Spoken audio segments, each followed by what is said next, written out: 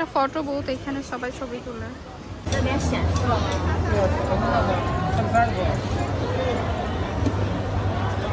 Look at this. আমি পারতেছি না।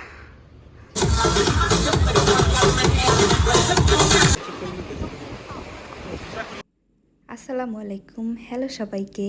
আজকে আপনাদের সাথে শেয়ার করতে আসছি আমার বহুল প্রতীক্ষিত থাইল্যান্ড ব্লগ। তো আমি হচ্ছে থাইল্যান্ডে কোথায় কোথায় গিয়েছি, কি কি করেছি, কোথায় কি কি প্রবলেম ফেস করতে হয়েছে, সব কিছু আজকে আপনাদের সাথে A to Z শেয়ার করব। হয়তো আজকের ভিডিওটা একটু বড় হবে, কিন্তু আশা করি হোপফুলি সবার অনেক উপকারে আসবে বা ভালো লাগবে ভিডিওটা।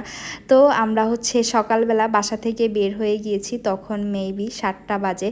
তো বাসা থেকে বের হওয়ার পরে পুরো রাস্তায় কোনো জ্যাম ছিল না। এটা হচ্ছে এয়ারপোর্টের 3rd টার্মিনাল। তো এর আগে আমি যখন দিল্লিতে গিয়েছিলাম তখন ভেবেছিলাম হয়তো বা আমাদের নেক্সট ট্যুরে হচ্ছে আমরা 3rd টার্মিনাল ইউজ করতে পারবো বা হচ্ছে ওইটা দেখতে পারবো, বাট আনফর্চুনেটলি হচ্ছে আমরা দেখতে পাইনি বা এখন পর্যন্ত ওপেন হয়নি। তো এই তো আমরা হচ্ছে এয়ারপোর্টে চলে আসলাম। এয়ারপোর্টে ঢুকতেই গেটে হচ্ছে দেখলাম এখন অনেক সিকিউরিটি, যেহেতু দেশের বর্তমান অবস্থা ভালো না আমরা সবাই জানি। তো ওই জন্য হচ্ছে অনেকবার চেক করে দেন হচ্ছে ভিতরে ঢুকতে দিচ্ছিল। আর যেহেতু চেক করে করে ঢুকাচ্ছিল, তো এয়ারপোর্টে অ্যাজ ইউজুয়াল অনেক বেশি জ্যাম ছিল আর অনেক টাইম লাগতেছিল। বাসা থেকে বের হওয়ার পর আমাদের কোনো টাইমই লাগেনি আসলে এয়ারপোর্ট পৌঁছাতে, কিন্তু হচ্ছে সামনে যেহেতু এয়ারপোর্টে ঢুকতেই গাড়ির অনেক বড় লাইন ছিল, তো ওই জন্য হচ্ছে একটু আমাদের সময় লাগছিল এয়ারপোর্টে ঢুকতে। বাট একটা জিনিস ভালো যে সিকিউরিটি অনেক বেশি জোরদার করা হয়েছে। আশা করি দেশে আর কোনো প্রবলেম হবে না। আর যেহেতু দেশের অবস্থা ভালো ছিল না, তো মন মানসিকতা ওইভাবে ভালো ছিল না, বাট কোনো উপায় ছিল না আসলে, যেহেতু আমাদের ভিসা এই মাসেই শেষ হয়ে যাবে। তো ওই জন্য হচ্ছে আর না গিয়ে উপায় ছিল না। আমাদের এই ট্যুরটা মেইনলি প্ল্যান করা হয়েছিল জুলাই মাসে, বাট দেশের অবস্থা ভালো না বিদায় যাওয়া হয়নি। আসলে মন ভালো না থাকলে কিছুই ভালো লাগে না। যাই হোক, তবু আলহামদুলিল্লাহ ভালোই ভালোই সব কিছু হচ্ছে শেষ হয়েছে এবং ভালোভাবেই আমরা আমাদের ট্যুরটা কমপ্লিট করতে পেরেছি। তো আমরা হচ্ছে পৌঁছে গিয়েছিলাম টার্মিনাল 1-এ। আসলে এই জায়গাটায় আসলে না অনেক কিছু দেখা যায়, কারো হচ্ছে খুশির মুহূর্ত, কারো মন খারাপের মুহূর্ত। তো সব মিলিয়ে হচ্ছে এই জায়গাটা কেউ হাসে কেউ কান্না করে। তো আমার হচ্ছে এখানে গেলে আমি দেখি আসলে মানে কে কেমন করতেছে। আমার কাছে আমি জিনিসটা অনেক এনজয় করি। মানে কারো মুহূর্ত দেখলে ভালো লাগে, কারো মুহূর্ত দেখলে আসলে খারাপ লাগে। তো আসলে এয়ারপোর্টে ঢুকতে প্রতিটা জায়গায় এত এত ভিড় ছিল। আমার মনে হয় দেশের অবস্থা মানে একটু খারাপ হওয়ার কারণে মানুষ হচ্ছে বিগত দিনগুলোতে অত বেশি একটা ট্রাভেল করেনি, বাট এখন হচ্ছে সবার মানে অনেক বেশি ভিড়। সবাই যেহেতু এখন যাচ্ছে, তো প্রতিটা জায়গায় হচ্ছে আমাদের অনেকক্ষণ করে ওয়েট করা লাগছে, যেহেতু অনেক ভিড়। তো আমরা হচ্ছে এখন চলে যাচ্ছিলাম আমাদের হচ্ছে ব্যাগগুলো জমা দেওয়ার জন্য সিকিউরিটি চেকিংয়ে। তো এখানে হচ্ছে ব্যাগ জমা দিতে হবে, মানে ওই ব্যাগ জমা দিব বা লাগেজ জমা দিব, ওইখানেও হচ্ছে অনেক ভিড়, অনেক টাইম হচ্ছে দাঁড়িয়ে থাকা লাগছে। তো আসলে কোথাও যাওয়ার সময় না এই অপেক্ষাটা আসলে কষ্ট মনে হয় না, যেহেতু কোথাও যাচ্ছি মানে মনের মধ্যে ওই এক্সাইটমেন্টটাই কাজ করতে থাকে সব সময়। তো ওই জন্য হচ্ছে কষ্টটা আসলে আর কষ্ট লাগে না। তো এইখানে হচ্ছে কোনো এক এয়ারলাইন্সের হচ্ছে কেবিন ক্রুরা যাচ্ছিল। আমার কেন জানি এই প্রফেশনটা অনেক বেশি ভালো লাগে।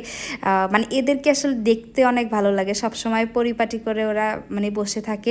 দেন হচ্ছে আমরা ইমিগ্রেশন শেষ করে হচ্ছে এখানে ওয়েট করতেছিলাম, যেহেতু আমরা বাসা থেকে সকালে ব্রেকফাস্ট করে আসিনি। তো হচ্ছে এখানে একটু হালকা পাতলা নাস্তা করতেছিলাম। আর আমার হচ্ছে মেনলি সবসময় ইন্টেনশন থাকে আমাকে মানে বা আমাদেরকে প্লেনে হচ্ছে কি খেতে দেবে ওইটার প্রতি। আসলে আমার প্লেনের খাবার কখনোই ওইরকম ভালো লাগে না, বাট কেন জানি আমার ওইটার প্রতি অনেক বেশি ইন্টারেস্ট কাজ করে।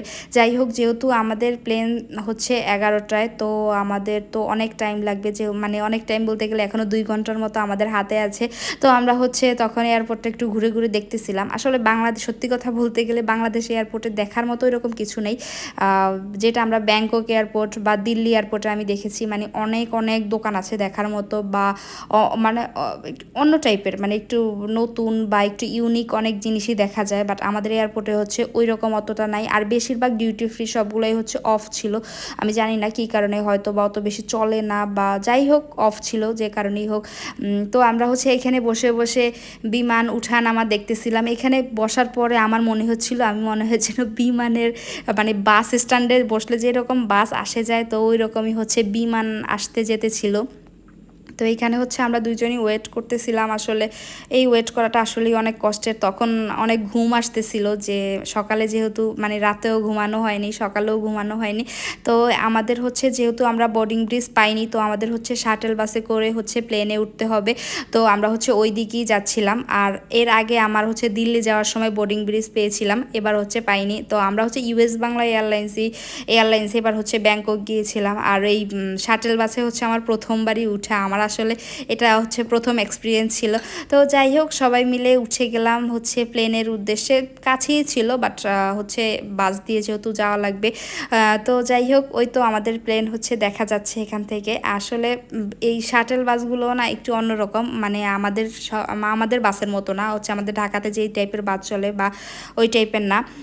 তো এইখানে হচ্ছে মেবি আমাদের 2 মিনিটের মতো লাগছে সময় প্লেনে পৌঁছাতে। তারপর আমরা পৌঁছে গেলাম প্লেনে। যেহেতু অত বেশি টাইম এখানে ওয়েট করতে দেয় না, তো ওই জন্য হচ্ছে আমি বাইরে থেকে ওইভাবে কোনো ভিডিও নিতে পারিনি। তো এটা হচ্ছে প্লেনে ঢোকার সময় আমাদের এয়ারলাইন্সের কেবিন ক্রুদেরকে অনেক ভালো লাগে, ওদের সার্ভিস আমার ভালো লাগে, বিহেভিয়ার ভালো লাগে, ওদের গেট আপ ভালো লাগে। সব কিছু মিলিয়ে আমার হচ্ছে ওদের প্রফেশনটা অনেক বেশি ভালো লাগে। আর ওরা সবসময় অনেক সুন্দরভাবে সেজে গুজে অনেক সোভারভাবে কথা বলে সবার সাথে, এই জিনিসটা আমার অনেক বেশি ভালো লাগে। তো ব্যাংকক ট্যুরটা নিয়ে আমাদের অনেক বেশি এক্সাইটমেন্ট ছিল, বাট আনফর্চুনেটলি দেশের অবস্থা ভালো না, ওই জন্য হচ্ছে আমরা ওইভাবে হয়তো বা এনজয় করতে পারিনি। তবু আলহামদুলিল্লাহ সব কিছু ঠিকঠাকভাবে শেষ করতে পেরেছি। তো এইখানে হচ্ছে প্লেন তখন রানওয়েতে ছিল। তো এই মুহূর্তটা না, মানে আমি প্রথমবার যখন ট্রাভেল করেছিলাম তখন হচ্ছে আমার কান টান সব কিছু বন্ধ হয়ে গিয়েছিল, কিন্তু কেন জানি এবার আর ওই প্রবলেমটা আমার হচ্ছে ফেস করতে হয়নি। তো একদম উপরে উঠার পরে উপর থেকে আমাদের ঢাকা শহর বা আমাদের দেশটাকে দেখতে আসলে অন্যরকম লাগতেছিল। আর ওই দিনের ওয়েদারটা আলহামদুলিল্লাহ ভালোই ছিল, ওই জন্য হচ্ছে মেঘগুলো অনেক সুন্দর লাগতেছিল।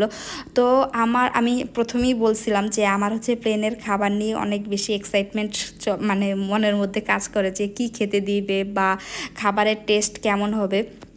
বাট আমি একটা জিনিস দেখলাম যে এই খাবারগুলো তো মিনিমাম 3-4 ঘন্টা আগে কুক করা হয় আই থিঙ্ক। তো তারপরও কেন জানি এত গরম ছিল, মানে মনে হচ্ছে যেন মাত্রই হচ্ছে চুলা থেকে গরম খাবার হচ্ছে এনে মানে দেওয়া হয়েছে, এই টাইপের অনেক গরম ছিল। তো আমরা 2টা মিল নিয়েছি, একটা হচ্ছে পোলাও গরুর মাংস আর হচ্ছে ডাল ছিল, আর আরেকটা নিয়েছিলাম হচ্ছে চিকেন ফ্রাইড রাইস আর হচ্ছে ভেজিটেবল। তো আমার কাছে আমি নিয়েছিলাম চিকেন আর মাহি নিয়েছিল বিফ। তো আমার কাছে ভালোই লেগেছে আলহামদুলিল্লাহ, মোটামুটি। যদিও প্লেনে ওঠার পরে আমি যতটুকু জানি যে মানে উচ্চতার কারণে বা কোনো একটা কারণে হচ্ছে খাবারের টেস্ট মানে সব সময়ের মতো থাকে না, অনেকটা চেঞ্জ হয়ে যায়, খাবার ভালো লাগে না, যত মজাদার খাবারই হোক প্লেনে ভালো লাগে না ওই রকম। তো ওই জন্যই হয়তো বা প্লেনের খাবার আমার কাছে কখনোই ওইভাবে ভালো লাগে না। দেন হচ্ছে এই কেকটা খাচ্ছিলাম, এই কেকটা ভালোই লেগেছে আমার কাছে, একদম পারফেক্ট, মানে কেকের টেস্ট যেরকম ওই রকমই লেগেছিল। আর এর আগে হচ্ছে আমরা যখন গিয়েছিলাম তখনও একটা মজাদার কেক খেয়েছিলাম, তো এই কেকটাও বরাবরই মানে আমার কাছে অনেক ভালো লেগেছে। দেন হচ্ছে উপর থেকে ব্যাংকক শহর দেখতেছিলাম, মানে একটা দেশ থেকে আরেকটা দেশে চলে আসছি, তো অন্যরকম একটা অনুভূতি কাজ করতেছিল। দেখেন মনে হচ্ছে যেন মেঘগুলো মানে ভাসতেছে একটা গ্লাসের উপরে। তো অলরেডি হচ্ছে আমরা ব্যাংককের সুবর্ণভূমি এয়ারপোর্টে ল্যান্ড করেছি। তো আমাকে দেখি আসলে বোঝা যাচ্ছে তখন আসলে কতটা এক্সাইটেড ছিলাম, আসলে একটা দেশ থেকে আরেকটা দেশে অলরেডি চলে এসেছি। তো অন্যরকম একটা ভালো লাগা তখন কাজ করতেছিল। আর ব্যাংকক এয়ারপোর্ট এত বড়, মানে আমার আসলে চিন্তায়ও ছিল না। এর আগে হচ্ছে দিল্লি এয়ারপোর্টে গিয়ে আমাদের অনেক কাহিনী হয়েছে এত বড় এয়ারপোর্টের কারণে। তো এইখানে হচ্ছে দেখলাম যে রিফিল করা যায় পানি, মানে হচ্ছে কোনো টাকা লাগে না, এমনিতেই হচ্ছে পানি রিফিল করা যায়। তো আমরা রিফিল করতেছিলাম, বাট হচ্ছে মানে আমের বোতলটা ঠিক জায়গা মতো রাখতে পারতেছিলাম না, ওই জন্য হচ্ছিল না। এটা হচ্ছে অটো, মানে নিজেই হচ্ছে পানি পরে আবার নিজেই হচ্ছে অফ হয়ে যায়। তো প্রথমে বুঝতে পারতেছিলাম না, পরে হচ্ছে ঠিকঠাকভাবে হয়েছিল। যাই হোক, এই সিস্টেমটা আমার কাছে অনেক ভালো লেগেছে। তারপর হচ্ছে ওদের যেহেতু এয়ারপোর্ট অনেক বড়, তো ওদের হচ্ছে একটু পরপরই এই টাইপের এসকেলেটর ছিল। এটা আমাদের বাংলাদেশের এয়ারপোর্টে নাই, আমি আমার যতটুকু জানি বা দেখেছি। এটা হচ্ছে দিল্লি এয়ারপোর্টেও আমি এরকম দেখেছিলাম। যাই হোক, এই জিনিসটা খুবই উপকারী হচ্ছে, মানে অনেক যেহেতু অনেক বড় বড়, তো আমার মনে হয় বড় বড় এয়ারপোর্টগুলোতে হচ্ছে এই টাইপের এসকেলেটর ইউজ করা হয়। তো আমরা হচ্ছে মানে এত হাঁটার পরেও আমাদের হচ্ছে রাস্তা শেষ হচ্ছিল না। হাঁটতে হাঁটতে অবস্থা শেষ। তাও সুবর্ণভূমি এয়ারপোর্ট, মানে এয়ারপোর্ট তো শেষ হচ্ছেই না, এখনো ইমিগ্রেশনই হয়। দেন হচ্ছে আমরা ইমিগ্রেশনের দিকে চলে আসছি। আর ব্যাংকক এয়ারপোর্টে আসলে ইমিগ্রেশনে অত বেশি হ্যাসেল হয় না। আর হচ্ছে তারপরে দেখলাম সব কিছু শেষ করার পরে আমাদের ব্যাগ অলরেডি চলে এসেছে। আর বাংলাদেশ এয়ারপোর্টেও আমাদের ব্যাগ নিয়ে ওই রকম ঝামেলায় পড়তে হয়নি। আমি জানি না, অনেকেই দেখলাম নিউজ করলো যে ব্যাগ আগে চলে আসে। আমরা আসলে গত বছর যখন দিল্লিতে গিয়েছিলাম তখনও আমাদের ইমিগ্রেশনের পরে মানে ওই রকম ওয়েট করা লাগেনি, ব্যাগ সাথে সাথেই চলে এসেছে। এবারও দেখলাম সেম, আমার কাছে অত অন্যরকম কিছু মনে হয়নি। তবে এবার আসার সময় আমাদের সাথে অনেক কাহিনী হয়েছে, ওইটা আপনাদের সাথে শেয়ার করব পরে কোনো ভিডিওতে। তো এইখানে হচ্ছে সব হচ্ছে কি বলে এগুলোকে, ব্যাগ নেওয়ার যেই গাড়িগুলো ওইগুলো হচ্ছে নিয়ে ওরা হচ্ছে সারাক্ষণ ঘুরতেছিল, মানে কার কোথায় লাগে ওই জন্য। তো ওদের এসকেলেটরগুলো এত বড় বড়, মানে আমাদের দেশে সাধারণত আমি এরকম দেখিনি, মানে অনেক উঁচু উঁচু জায়গায় মনে হচ্ছে যেন 2-3 তলা পুরো এসকেলেটর, এত লম্বা লম্বা এসকেলেটর সব। তো মানে অন্যরকম একটা অভিজ্ঞতা আসলে, নতুন কোথাও গেলে অনেক কিছু শেখা যায়, জানা যায় বা দেখা যায়। যাই হোক, তো আমার কাছে অনেক বেশি ভালো লাগতেছিল। আর ওদের ভাই ট্রাস্ট নেই, আধা ঘন্টা হাঁটতেছি, এখন পর্যন্ত সিম খুঁজে পাচ্ছি না।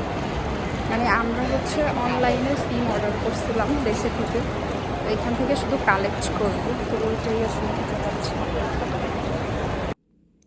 তো আমরা হচ্ছে যেহেতু অনলাইনে সিম অর্ডার করেছিলাম, তো ওই জন্য হচ্ছে আমাদের সিমের প্রাইস অনেক কম পড়েছিল, মেবি 600 টাকার মতো পড়েছিল। আর আপনারা যদি হচ্ছে ওইখানে গিয়ে সিম কিনেন, তো সেই ক্ষেত্রে একটা সিমের প্রাইস প্রায় 3500 থেকে 4000 টাকা পড়বে।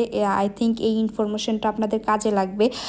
তো ওই জন্য হচ্ছে আমাদের অনেকগুলো টাকা সেভ হয়েছিল এখান থেকে, যেহেতু মানে ওইখানে যাওয়ার পরে যদি আমরা সিম নিতাম তাহলে আমাদের দুইটা সিমে প্রায় 7-8 হাজার টাকার মতো চলে যেত। তো সেই জায়গায় আমাদের মাত্র 1200 টাকা লেগেছে সিম কিনতে। দেন হচ্ছে আমরা চলে এসেছি মেট্রোতে। সুবর্ণভূমি এয়ারপোর্টের এই সিস্টেমটা আমার খুবই ভালো লেগেছে।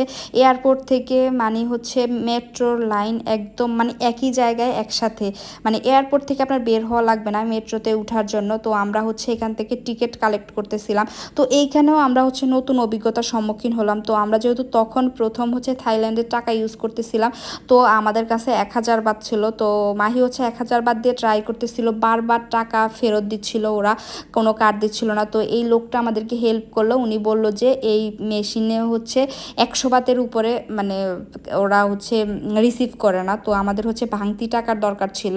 তো তারপর হচ্ছে আমরাই তো 2টা টিকিট নিলাম, দেন হচ্ছে আমরা মেট্রোর দিকে যাচ্ছিলাম। আর এই সিস্টেমটা আমার খুবই ভালো, এখানে হচ্ছে মেট্রো অনেক বেশি ইউজ হয়। তো এয়ারপোর্টের সাথে যেহেতু মেট্রো একদম কানেক্ট করা আছে, তো হচ্ছে এই জন্য আমাদের বাইরে বের হওয়া হয় মানে লাগে না, কোনো উবার বা কোনো কিছুর দরকার হয় না। আমার মেট্রোর সার্ভিস বরাবরই অনেক ভালো লাগে।